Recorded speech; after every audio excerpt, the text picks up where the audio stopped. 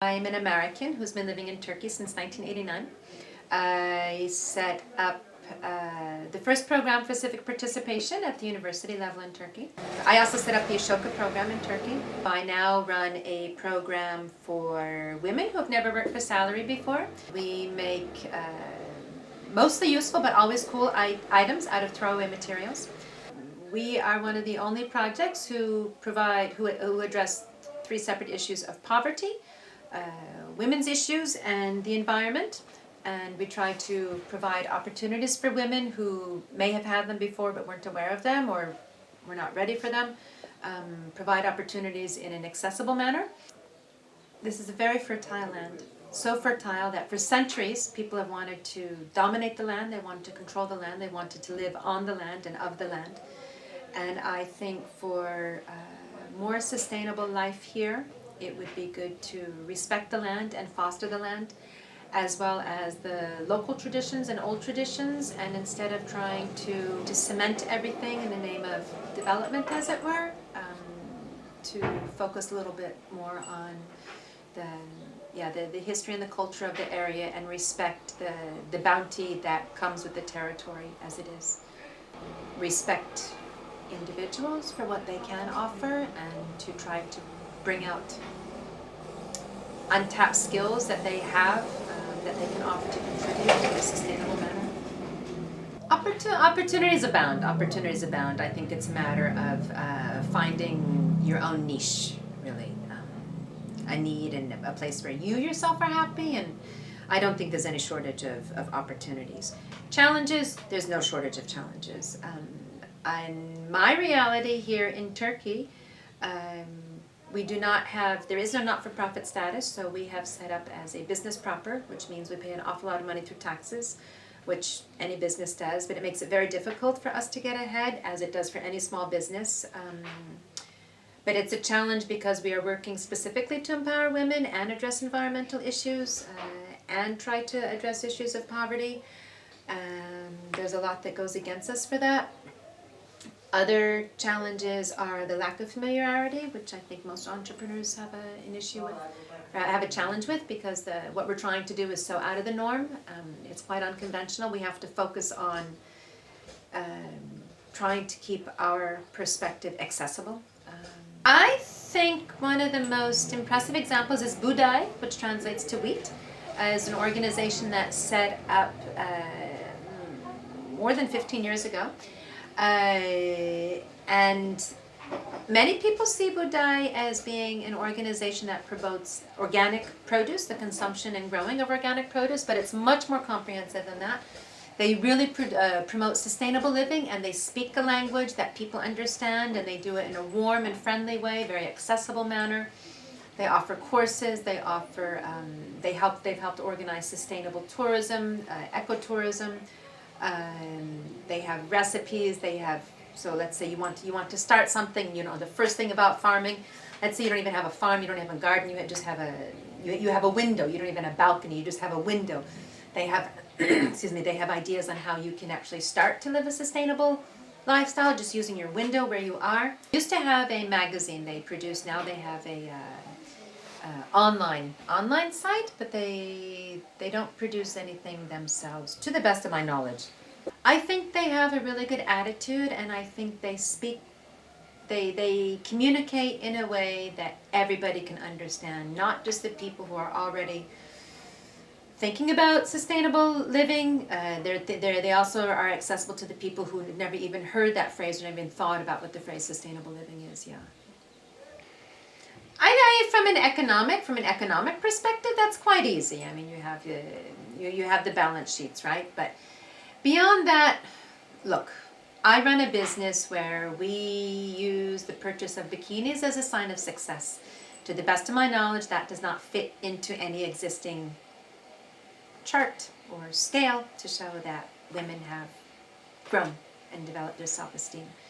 One has to look at success where it is, and it's the success within, not just within a country, but within the local culture that you are working in. And we are located on the coast, on the Aegean coast of Turkey, and a lot of people come here for holiday to swim. A lot of our ladies do not swim, or if they do swim, they swim now and again. They are not in the habit of going to the beach. They're not in the habit of spending money on themselves. One day I overheard them having a conversation that they had bought bikinis, not just at the street market, but at a shop. And I was shocked that they would not only spend this amount of money on themselves, but that they would spend it on bikinis. These are all women over 50. For the first time in their lives, they have a two-piece bathing suit. And this is in an era where you have many more conservative women who are going to swim in what we call a hashima, which is full cover. And it gets more women in the water, but women from the same town to make a conscious decision to go out and buy a bikini, I thought was absolutely incredible. And for us, that's a measure of success, but I can't fit that into an existing scale. I think you can evaluate it any way you want, and you can more or less get the statistics that you want, you can portray the statistics that you want as opposed to the reality. And I say that because I think there needs to be, in order for any business to really be sustainable, there needs to be a certain degree of sincerity, of belief that sustainability is not only possible, but that it is a goal. So if any given business does not have that as a philosophy, then I don't think the statistics that they're giving out, I wouldn't take them so seriously myself. We are a very tiny business, so perhaps because of that, it's easier for us to be sustainable, and we're not 100% sustainable because I don't think anything is 100% sustainable, but we really strive to be as sustainable as possible. I think first and foremost, you have to have trust. You have to have trust, you have to have respect. People need to be able to trust you. I set this up as a foreigner. Who am I to come in and set up this program, this project, this endeavor? But when I set this up, I wasn't living here full-time, but I purchased the house that I live in 10 years before I started this program, so I've been coming and going for 10 years. And even though I didn't know so many people so well, there is a certain amount of respect, mutual respect, and I use that as a basis to gain people's trust. And without that, I really don't think we would be at this point. I think that's absolutely essential. I think along those lines, you also have to have a framework in which people can live a life of dignity in whatever capacity they are, but that goes with the respect and the trust. I think those are paramount. And once you have those, I think a lot of people will surprise you and they will supersede your expectations because they feel better about themselves and they feel that you trust and respect them. I think initially, I really do think it's okay to get financial support from outside and still consider yourself sustainable because it's very difficult to start from nothing. We are now in a situation where we no longer have a sponsorship, and we will really see if we're sustainable, if we can make a go of this on ourselves, on our own. But we wouldn't have come this far without the partnerships that we have. My own business partner, who did a lot to help me start, not financially, but emotionally and mentally, logistically, was very, very important. The chances of having success are increased tremendously. Even if you don't have an official partner, that you have people who you can liaison with, that you can bounce ideas off of, that you can turn to when things get tough. Because in the beginning, things can be very difficult. So I don't think that's true just for our region. I would say that would be true for anybody trying to start something along these lines in the larger picture anywhere. Yeah, make sure you have some financial backing or access to money, and make sure you have emotional and moral backing, support. Yeah. How we would judge a success with a cooperation, first of all, how well we get along with them. Do they pay on time? And these we see as signs of respect, and we feel that the respect needs to be mutual.